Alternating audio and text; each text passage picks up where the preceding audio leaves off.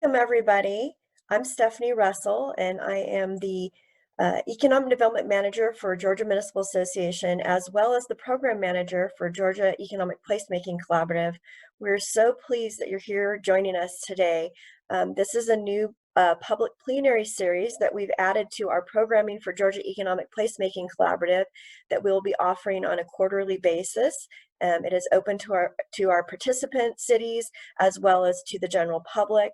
It is a partnership with Georgia Cities Solutions, which is our nonprofit arm of Georgia Municipal Association. So we're just incredibly excited to be partnering with Georgia City Solutions this year to provide these place-based plenary series, and we have a very special guest for you today. I'd like to introduce Arianne Weldon, and she serves on the Strategy, Innovation, and Engagement team for Georgia Family Connection Partnership. Her work includes connecting decision makers across Georgia to create the conditions essential for all children to succeed. In this role, she applies her background in public health to help community and statewide leaders use data and research to employ new, many times unexpected solutions. Arianne serves by appointment as a board member for the Sandra Del Deal Center for Early Language and Literacy and is the recipient of the Georgia Association of School Nurses Hero Award and the Georgia Senate's Yellow Rose Nikki T. Randolph Servant Leader Award. She also served by appointment by Governor Brian Kemp and DECAL Commissioner Amy Jacobs as a member of the Quality Rated Language and Literacy Endorsement Expert Review Committee. Arianne's experience includes serving as the Maternal and Child Health Services Title V Administrator for the Georgia Department of Public Health and Director of State Public Partnership Strategies for GAFCP, where she serves as liaison to population-based initiatives across multiple state agencies, private sector organizations, and communities to assure coordination and collaboration in efforts to improve child and family well-being. In addition to her background in public health, her experiences working with and supporting leaders in the communities in all of Georgia's 159 counties has prepared her to promote implementation and effective population-based strategies across the state. Arianne holds a Master of Public Health from Emory's University Rollins School of Public Health and a Bachelor's of Arts in Sociology from Georgia State University. We are so excited to have you with us today, and take it away. The stage is all yours. Thank you.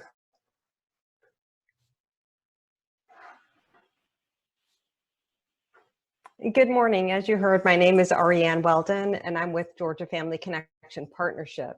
We're a public-private partnership with a 30-year history supporting the statewide Family Connection Network with partners in all 159 counties dedicated to the health and well-being of families and communities. We can all agree a strong workforce is essential to a strong economy.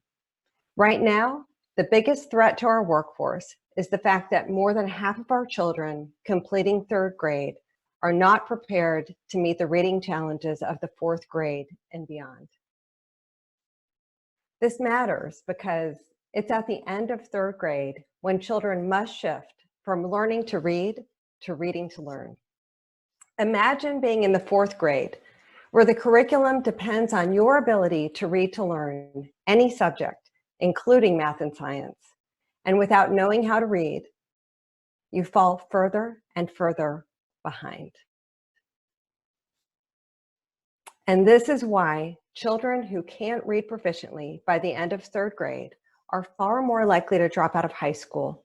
Every student that doesn't complete high school costs our society an estimated $292,000 in lost earnings, taxes, and productivity. With nearly 1 million children under the age of 9 living in Georgia, that has significant and long-term consequences for our state and our future. In 2013, more than 100 state and community leaders formed the Get Georgia Reading campaign. The campaign was inspired by a 2010 report that brought to light the low level of reading skills nationwide. This report stressed the urgency of getting more kids to read proficiently by the end of third grade as a way to, 1, break the cycle of intergenerational poverty, and 2, improve our economic competitiveness and quality of life. But there's much more to why third grade literacy matters. What if I told you it's also a tool to foster equity and inclusion? Why? Well, let's take a look. We analyzed the third grade reading scores and high school graduation rates of more than 98,000 students in Georgia. Not only did we find a significantly higher graduation rate among students who read proficiently by the end of third grade, by a nearly 30 percentage point difference, we also found the results remain consistent when accounting for poverty, English learner status, students with disabilities, and race. Ladies and gentlemen, what does this slide say to you? Please go ahead and type your thoughts in the chat.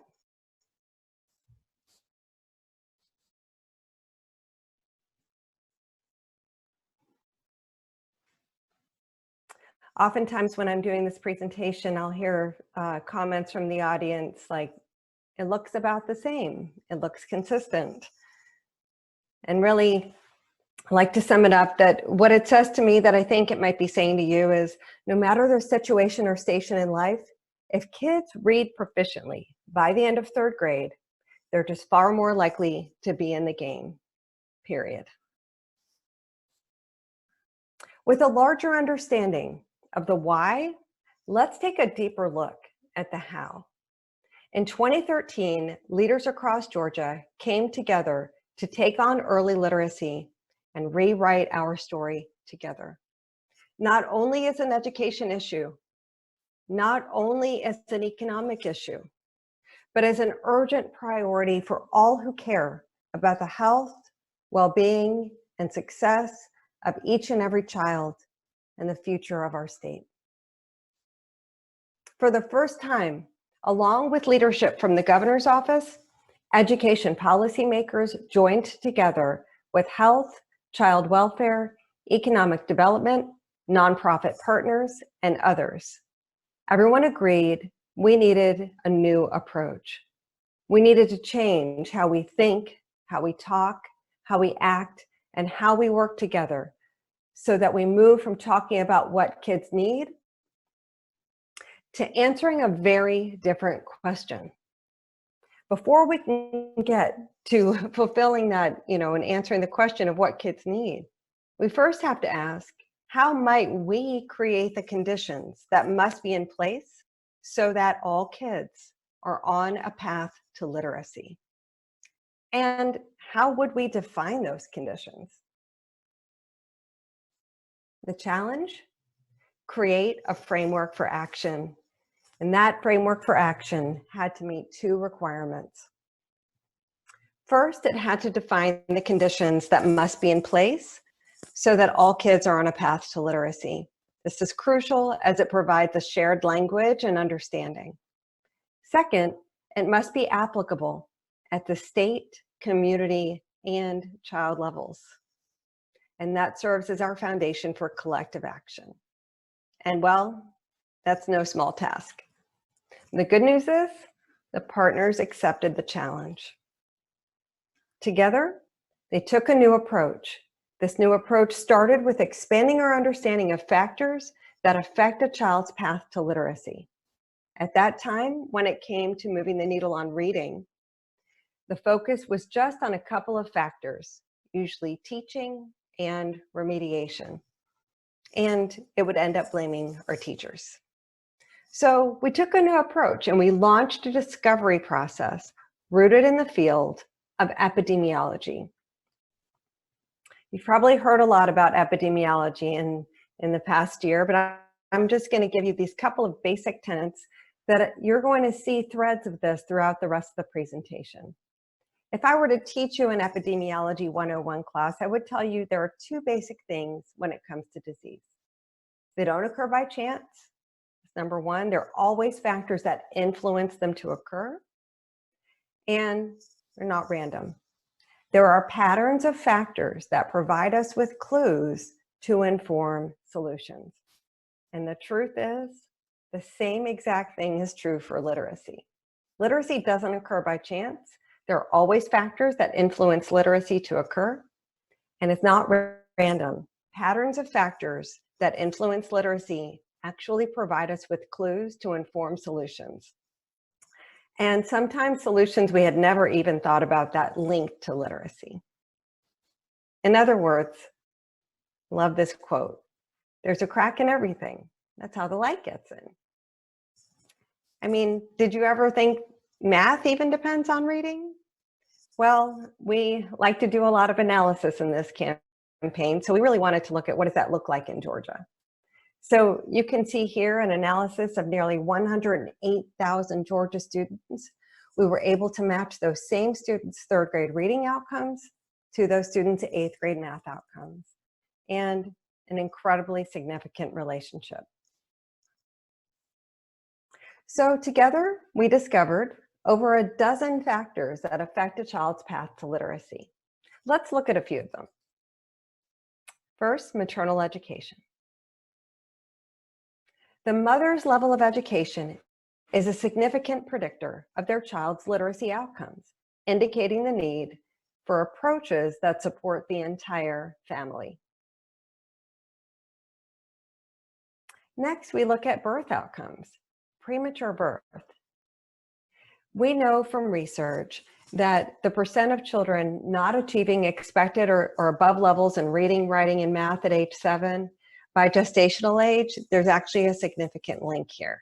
So sometimes it may call for looking at partners who work in improving birth outcomes, and sometimes it just knows we need to start early in terms of supporting language and literacy development. And you're actually going to see a couple of examples that relate to this later. Next, language skills. The foundation of literacy starts at birth. The rate of communication exchanges or back and forth interactions between a baby and their caregiver are, in fact, the fuel for the development of language skills. This matters because research demonstrates that more than poverty and parental education, the most important factor in achieving literacy by third grade is a child's language skill at kindergarten. And this continues. By the end of elementary school, only 15% of students with language difficulties achieve the expected levels in reading, compared to 61% of their peers without language difficulties. Next is quality childcare. Quality childcare has significant lasting benefits, including healthy social and emotional development, improved language and cognitive abilities, and decreased behavior problems. And this is where you start to see these factors coming together a little bit. When children don't have language, their behavior becomes their language. And I also want to point out on this slide, this is a quote from Judge Peggy Walker, who's now retired, Judge Walker, Douglas County Juvenile Court. And I just want to point out very quickly, we have some partners who weren't really at the table early on who are major partners in this campaign. The juvenile court judges throughout our communities are critical partners, and they have a lot to gain from this. So speaking of behavior, we look at things like kindergarten through third grade out of school suspension.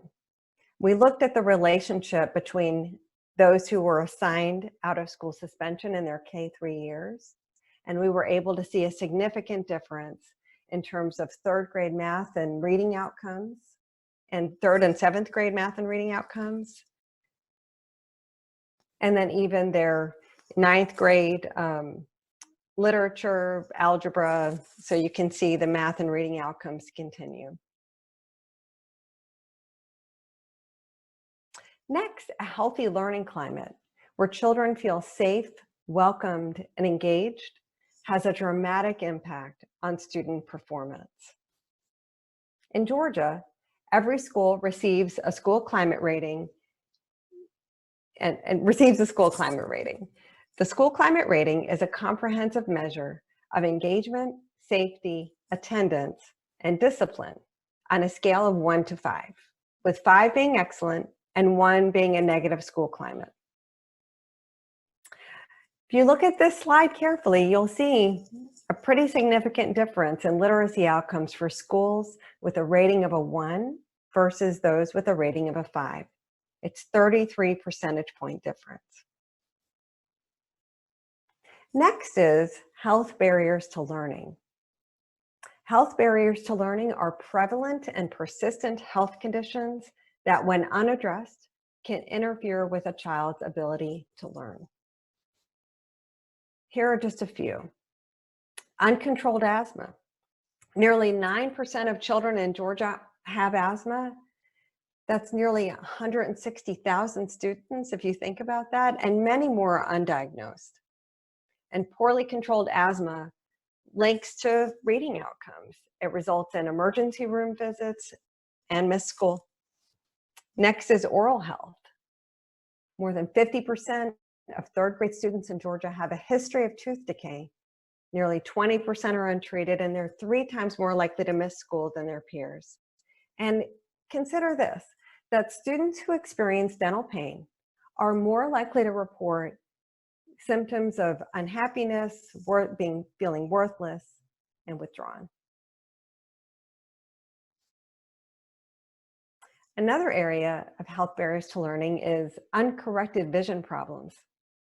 Sometimes we don't think about this, but we probably know that about 80% of learning occurs through visual tasks, such as reading and writing.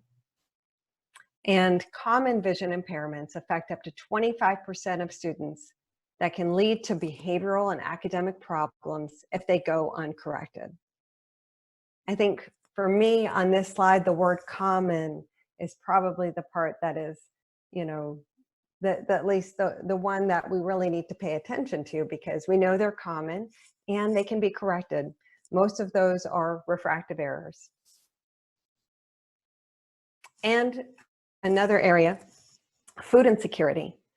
Food insecurity is defined as limited or uncertain access to enough food. And before COVID-19, the food insecurity rate among children in Georgia under 18 was about 20%. That's almost 350,000 students if you just look at K-12 alone. And common ways that food insecurity may present in students include behavioral problems, depression, and anxiety. So we realized we were approaching literacy as simply an education issue, but really it's a systemic issue. A systemic issue that takes more than good schools, more than great teachers, and more than loving parents. It takes all of us working together. So together, we successfully completed the challenge and created a framework for action, and it serves as our shared language and understanding. This framework has 4 pillars that define the conditions that must be in place so that all kids are on a path to literacy. And it is applicable at the state, community, and child levels. I'm going to give you some examples in just a second. I already mentioned the organization I'm with, Georgia Family Connection Partnership, and we serve as the backbone organization for the Get Georgia Reading campaign. As a public-private partnership with partners in all 159 counties dedicated to the health and well-being of families and communities, we have a unique vantage point, not only to see the big picture, but to also operate effectively at a local level. In this role, we serve as a resource to embed state priority work at the community level. And speaking of community, in 2015, knowing that the real work that changes the lives of children happens in the community, the Cabinet launched a community engagement process. The Family Connection Network has contributed to rapid expansion of the Get Georgia Reading campaign community participation. And from 2015 to 2020, we grew from 40 to more than 100 campaign communities. And from 2015 to 2019, we did improve. We've been slowly improving. We improved by 5 percentage points over 5 years. That is significant statewide progress. So, how do we employ third grade reading as a tool to foster equity and inclusion? Using the 4-pillar framework as our guide, we use data and research on populations, communities, practices, and policies to develop targeted strategies to reach our universal goal of all kids achieving third grade reading proficiency. With this approach, we've crafted unexpected solutions and transformed how systems operate. Let me offer just a few examples. First, language nutrition, which is simply defined as abundant, positive, language-rich social interactions with caregivers, educators, and peers. One of our early successes, known as Talk With Me Baby, is integrating language nutrition practices through workforces that already interact with almost every expecting parent and new baby. That includes workforces like nurses and WIC nutritionists, providing food nutrition coaching and also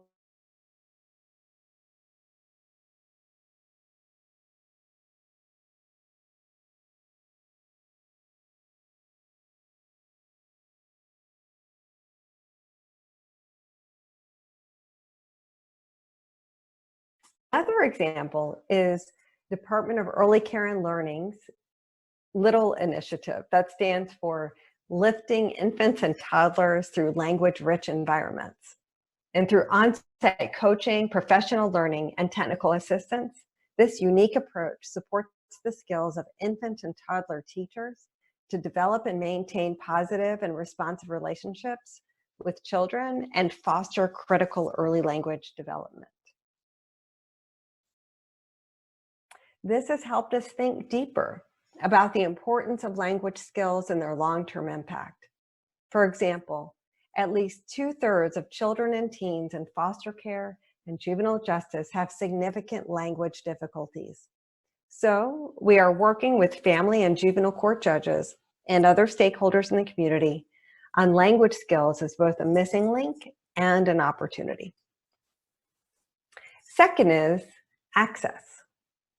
So having a pillar called access may seem a little bit nebulous, but the truth is we really didn't know that we understood what access meant. We went to meet with an unusual partner, and that is supply chain engineers. We learned from supply chain engineers about how to strategically use the definition of access to solve issues and look for where might we come up with new solutions.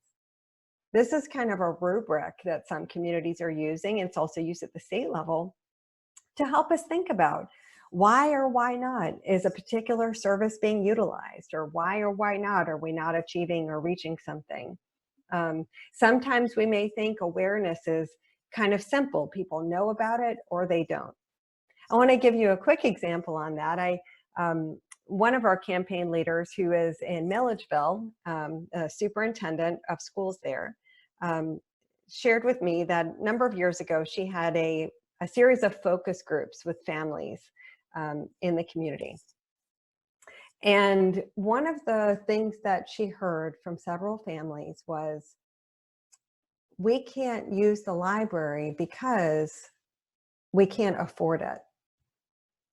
Now, what's interesting about that is kind of an aha moment to folks who may not even think that someone would think there would be a cost to using the library. And oftentimes we may quickly jump to, it must be hours, it must be location. Those things are certainly part of the issue. But how can you know for sure that your community members know what something is, that understand what the benefits are, why they would want to use something like that? Other things like, of course, affordability, accessibility, location, and then things like acceptability. You know, do the characteristics of the service providers and the population, are they receptive to each other? This can apply to a business, it can apply to a youth program, it can apply to any kind of service or resource. So here are some examples of how this pillar has been used. One of the toughest times for kids is summer, when access to learning and food is hard, and too many kids fall behind. In 2014, we brought together the Georgia Department of Early Care and Learning with the Georgia Department of Education and the Georgia Public Library Service. Together, we began Lunch at the Library to increase access to learning and nutrition in the summer months. In the past 5 years, we had grown to more than 100 libraries, starting from none, reaching thousands more children. Of course, this was different this last summer. And the one thing I like to point out a lot is that the point isn't just really that it was the library, although the library wasn't a location where the sort of summer lunch programs had been delivered before, but it was just the point of thinking differently about an issue, thinking differently about how something can achieve a shared goal. And what was interesting is, at the very beginning, it was sort of, what would be why would the Georgia Public Library Service come together with people running the summer food programs? Well, and many times they actually found they were trying to reach and serve the same families. That turned out really well. So we know we can't talk about access without addressing housing and neighborhood conditions. Georgia's Qualified Allocation Plan, known as the QAP, is managed by the Georgia Department of Community Affairs, and it outlines the competitive selection criteria for allocating housing tax credits. In 2017, this plan included a competition that encouraged affordable housing developers to adopt innovative and replicable strategies that address barriers to quality education outcomes for tenants by offering additional points for strong concepts. One of the developers who received the competitive points, Zimmerman Properties, submitted a proposal that included a focus on early language and literacy development and a focus on third grade reading outcomes, and they used the 4 pillars to structure their project's plan. Tupelo Ridge in Warner Robins opened late last year. It includes a 1,000 square foot early learning space, a range of family literacy supports, and by partnering with the local Family Connection Collaborative, linkages with numerous health and education resources in the community. This affordable housing developer is actually working on additional locations in Jonesboro and in Ringgold. Another example is last year, we partnered with the Georgia Department of Education to develop the Health Barriers to Learning Toolkit.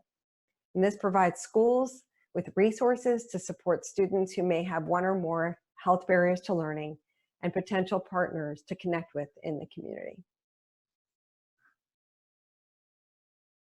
Also, last year, when the pandemic hit, some of our key partners, Georgia Public Broadcasting and Georgia Department of Education, joined together to develop the Georgia Home Classroom to provide supports for teachers who are teaching children at home and for families at home.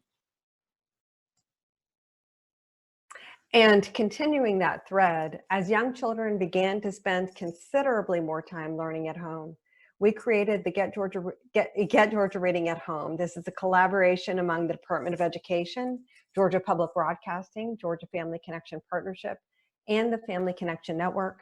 It features at-home resources for families, getting ready for school activities, and more.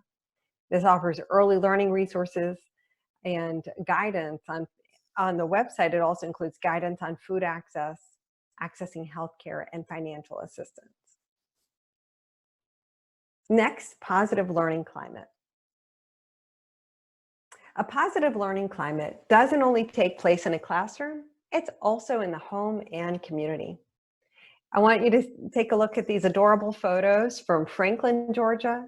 That is the Baby Braves effort. And that's it, that's right here.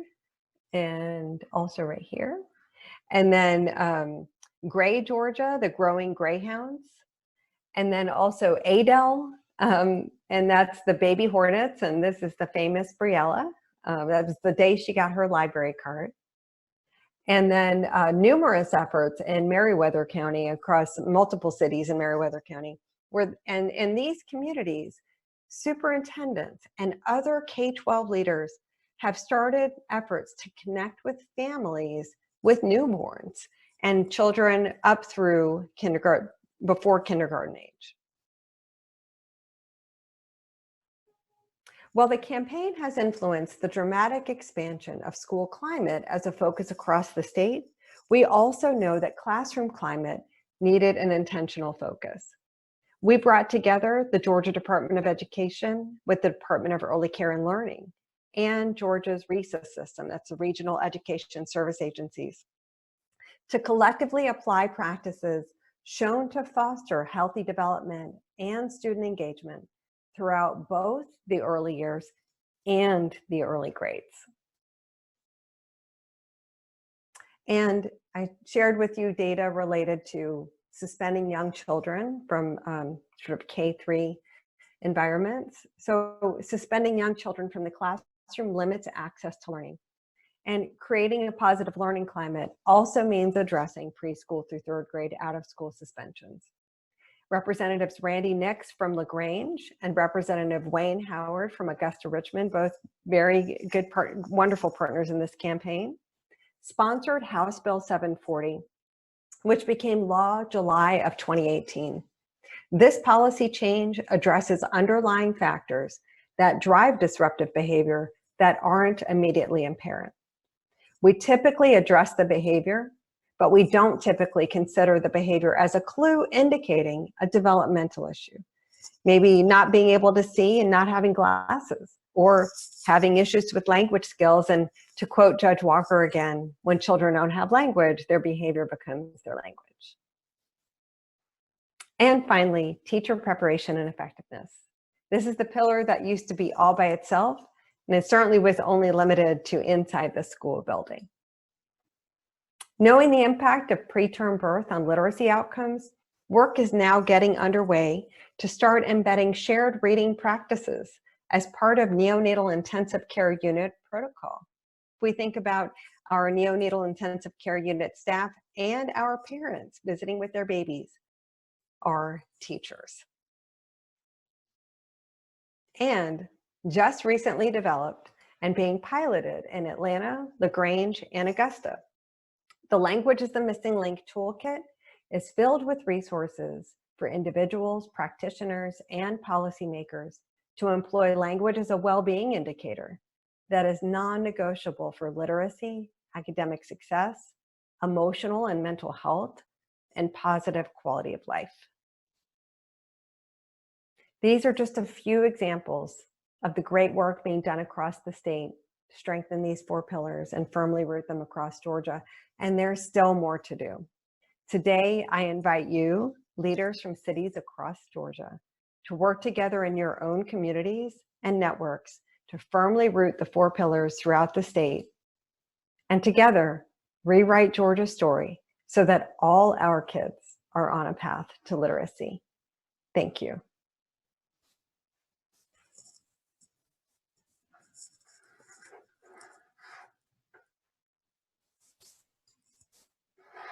Arianne, thank you so much. That was fantastic. We definitely have some time to do some questions.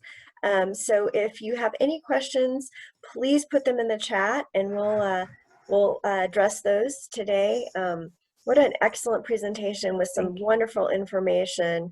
And like we had spoken a little bit earlier before, Arianne, is this is not something that is necessarily always on our radar as economic and community development professionals.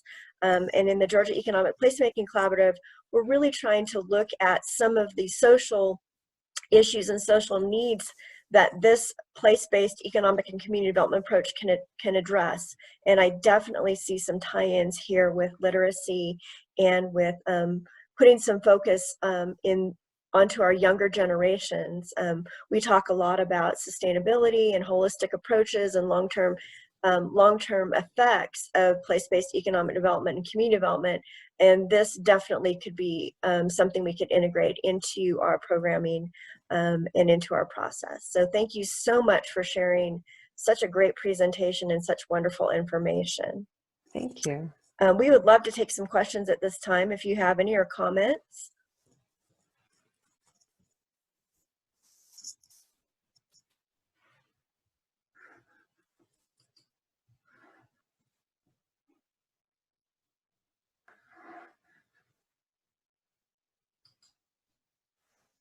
Sometimes it takes a minute or two for people to type. So wait a couple more minutes.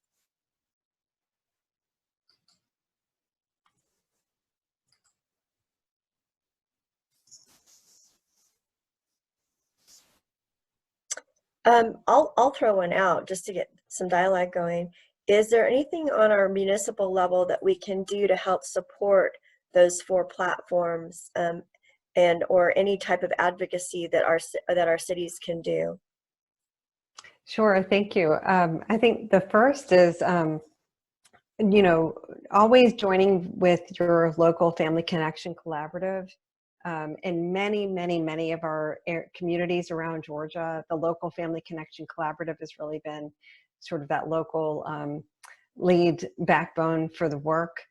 So joining together and then being a part of looking at, you know, how might we look at these 4 pillars? How might we consider areas where we are supporting, we might have an interest in supporting early child care, and how can we support increasing quality rated and supporting some of that work like the language and literacy endorsement.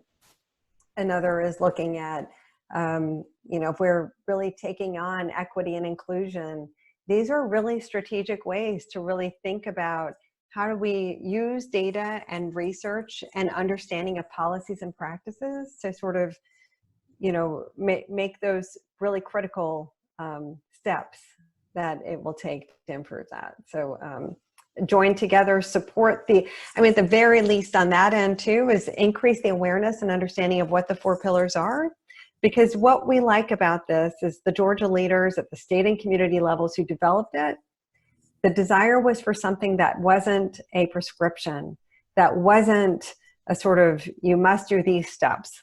The 4 pillars just define what the conditions would be when all children are on a path to literacy in your community.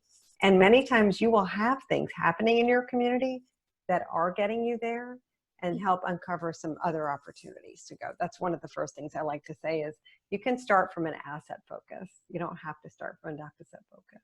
And thank you for actually bringing that up, because that is literally how we work our programming here in the collaborative. Is we start from a bottom-up approach, identifying our assets, looking at our demographics, and then going and identifying the issues and the social needs and the development needs, and then putting those into a action plan that is place-based. So it's a good fit, it's a good marriage.